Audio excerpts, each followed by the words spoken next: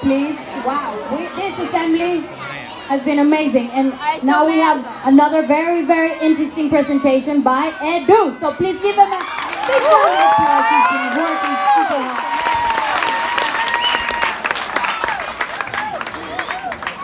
Probably, many of you heard that the key to achieve a better health and be free of things like obesity and heart disease is to eat a diet low in saturated fats and cholesterol. But many of you might be surprised by the fact that doing the exact opposite might save your life. My name is Edu, I'm from grade 10, and I've been trying to be a healthier person for quite a while now. And I'm here today to share some of my knowledge that I acquired during my journey with you guys. So many of you might challenge what I'm gonna say today, because as I just said, you probably heard that cholesterol and saturated fats is really bad for your health. But actually, recent studies are finding that eating those two things is actually really beneficial. Well, to understand why saturated fats and cholesterol is beneficial, we need to go back in time and look at our ancestors. And the truth is, our ancestors used to eat more saturated fats and cholesterol than we do these days. Also, they did not have access to sugar and refined carbohydrates. And what's really interesting is that our body evolved in such a way that we do not need to eat sugar to survive. And what's even more interesting is that we wouldn't be able to go really far in life without eating fat. Another reason why we can survive without eating fat is due to something called ketosis. Ketosis is basically when you run your body on fat instead of sugar. But before I talk about the benefits of running your body on fat rather than sugar, I just want to clarify what I mean by healthy fats. I just want to clarify which fats are healthy and which ones are not. So basically, there are three different groups of fat: saturated fat, monounsaturated fat, and polyunsaturated fat. A really easy and simple way to determine which one is good and which one is not good is to be aware that saturated fats are essential. Healthy sources of saturated fats are things like organic, grass-fed butter, grass-fed meat, organic eggs, and coconut oil. Saturated fats are also really stable. What I mean by stable is that they don't oxidize. Oxidation happens through heat exposure, cooking, and oxidized fats are really bad for your health. So cooking with those fats is a good idea. Another healthy group of fats is called monounsaturated fats, which are found in things like avocado, olive oil, and nuts. This group of fats is really healthy, but they're not as stable. So cooking with them is not a good idea. The last group is called polyunsaturated fats, which are to be avoided. They are really bad for your health, and also they're the least stable types of fat. So cooking with them is a really bad idea.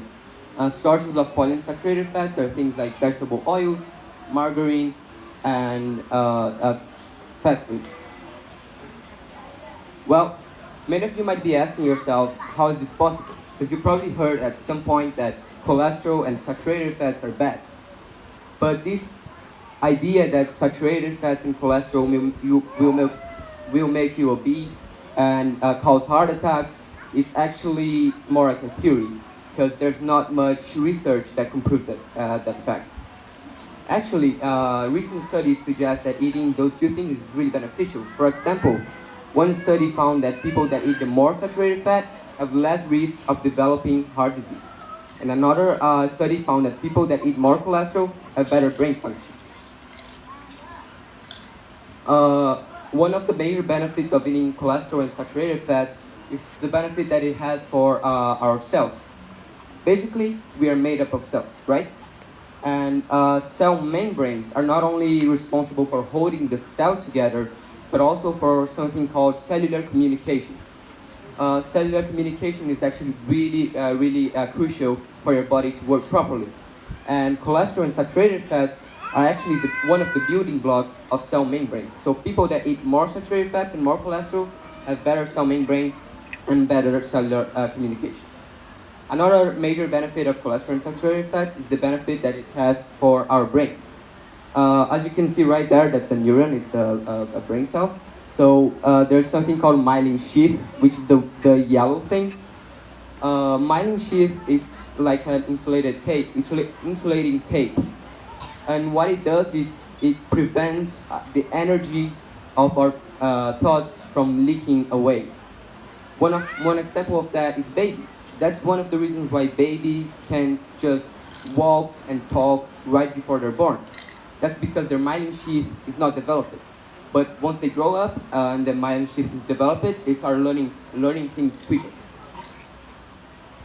Well, the last thing I'm gonna talk about today is nutritional ketosis. I mentioned it earlier in the presentation, but I just want to talk about the benefits of it and why you should try to do it. Well, as I said earlier, nutritional ketosis is basically when you run your body on fat rather than sugar. To achieve that state, you first need to start eating more healthy fats, and you need to cut down your carbohydrate intake to 20 to 100 grams a day, depending on your metabolism. And the benefits of running your body on fat are many. For example, running your body on fat is actually really beneficial for our brain. During ketosis, you produce something called ketones, which has been found to cure some brain disorders such as epilepsy, and even improve some such as Alzheimer's. Also, ketosis is really beneficial for energy because fat actually gives you more energy than sugar. That's why some people that run on ketosis actually feel more alive. That's because they have more energy. Well, another potential benefit of being in ketosis is weight loss. As I said earlier, you're running your body on fat. That not only means dietary fat, so the fat you eat, but also body fat. So people that do what's called a ketogenic diet also lose weight. Well, to finish the presentation, I would like to invite you guys to maybe try the ketogenic diet if you have the guts for it, uh, and stop avoiding cholesterol and saturated fats because they're gonna do you no harm.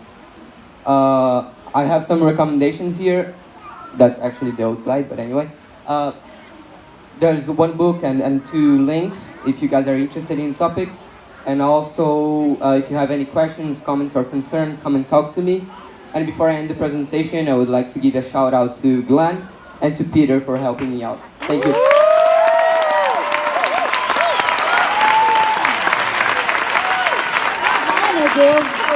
Good